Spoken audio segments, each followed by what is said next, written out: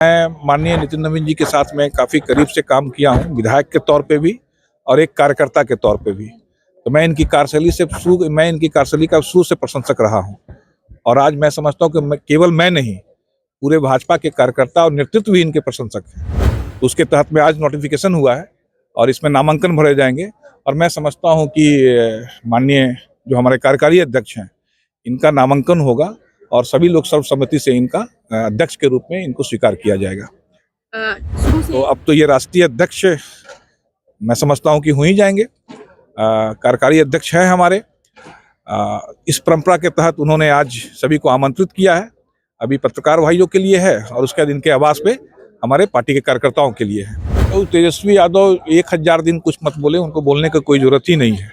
उनके पास ना कोई विषय है और ना कोई उनके पास में वस्तु स्थिति की जानकारी है। तो वो 100 दिन क्या, वो 1000 दिन ले, 1 लाख दिन ले, कोई फर्क नहीं। पनोरमा ग्रुप, जो सोचता है वो करता है, आपके अपने सपनों का आशियाना। नमस्कार, आप न्यूज़ 4 नेशन देख रहे हैं। मैं हूं आपके साथ वंदना। हमारे साथ बात करने के लिए हैं भाजपा विधायक और भाजपा के मुख्य मीडिया प्रभारी मनोज कुमार। नितिन नवीन को लेकर जिस तरह से अभी ये चर्चा चल रहा है कि बिहार से ही राष्ट्रीय अध्यक्ष होंगे, 19 तारीख से अब तो नोटिफिकेशन भी जारी कर दिया गया है, नामांकन की चुनाव प्रक्रिया हो चुकी है, कैसे देख रहे हैं? देखिए, अभी तो माननीय नितिन नवीन जी अभी हमारे कार्यकारी राष्ट्रीय अध्यक्ष हैं और बीजेपी के संविधान के अनुसार जो परंपरा है उसमें आप पूर्ण रूपेण राष्ट्रीय अध्यक्ष तभी हो पाते हैं जब आप प्रॉपर नामांकन की प्रक्रिया से आते हैं, जो संविधान बीजेपी का कहता है।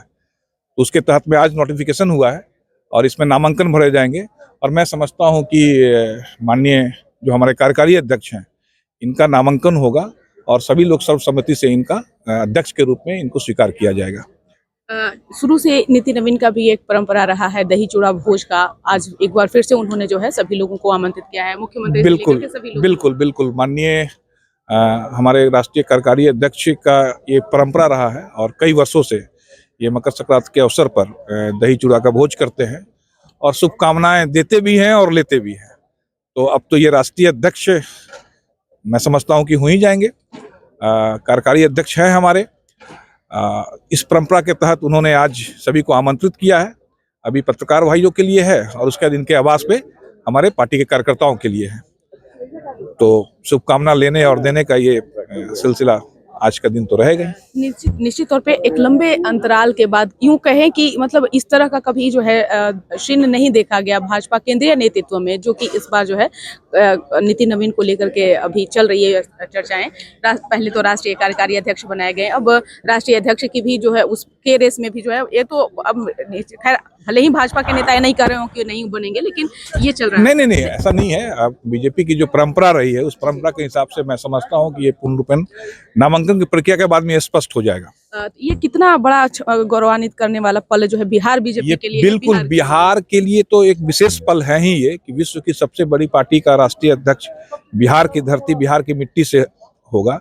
ये बिहार के लिए तो एक पल है ही, लेकिन ये संपूर्ण भारतवर्ष के भाजपा कार्यकर्ताओं के लिए गर्व का पल है कि एक कार्यकर्ता आज राष्ट्रीय अध्यक्ष के रूप में पदभार संभालेगा और इस पार्टी को नेतृत्व देगा। एक भाजपा के कार्यकर्ता और एक विधायक होने के नाते आपके विचार में नितिन नवीन को लेकर के क्या है? मैं माननीय नितिन नवीन जी के साथ में काफी करीब से काम किया हूँ, विधायक के तौर पे भी और एक कार्यकर्ता के तौर पे भी।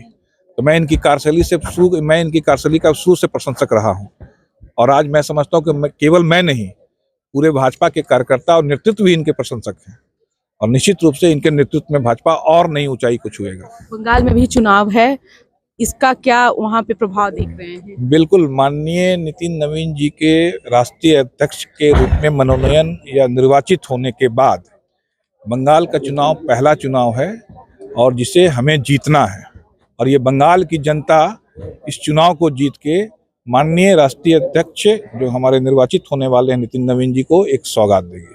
तो ये जीत आप लोग कह रहे हैं कि मतलब बंगाल में इस बार माननीय नितिन नवीन जी के नेतृत्व में संगठन चुनाव लड़ेगा। माननीय नरेंद्र मोदी जी, अमित शाह जी के नेतृत्व में भाजपा चुनाव लड़ेगी और बंगाल की जनता इस पे मुहर लगाएगी। तेजस्वी यादव कह रहे हैं नेता प्रतिपक्ष कि हम 100 दिन का अल्टीमेटम हम सरकार को दिए, 100 दिन के अंदर हम कुछ बोलेंगे नहीं। तो तेजस्वी यादव 1000 दिन कुछ मत बोले, उनको बोलने की कोई जरूरत ही नहीं है। उनके पास ना कोई विषय है और ना कोई उनके पास में वस्तु स्थिति की जानकारी है। तो वो 100 दिन क्या, वो 1000 दिन ले, 1 लाख दिन ले, कोई फर्क नहीं पड़ने वाला है। बड़े भाई का निमंत्रण जो है उन्होंने नहीं स्वीकार किया। वो उनका घर का मुद्दा है। अब उनको घर की ही राजनीति में उनको लगे रहना चाहिए। बिहार की राजनीति उनके बस की बात नहीं है। बहुत बहुत शुक्रिया बात करने के लिए। तो आपने सुना क्या कुछ कहना था मनोज कुमार का, जो भाजपा से विधायक हैं और मुख्य मीडिया प्रभारी हैं, जिन्होंने कहा कि नेता प्रतिपक्ष तेजस्वी यादव के बस की बात नहीं है कि वो बिहार को संभालें, अभी वो अपने परिवार की लड़ाई को संभाल लें। इसकर बस इतना ही। सहयोगी नरोत्तम के साथ न्यूज फाउंडेशन पटना।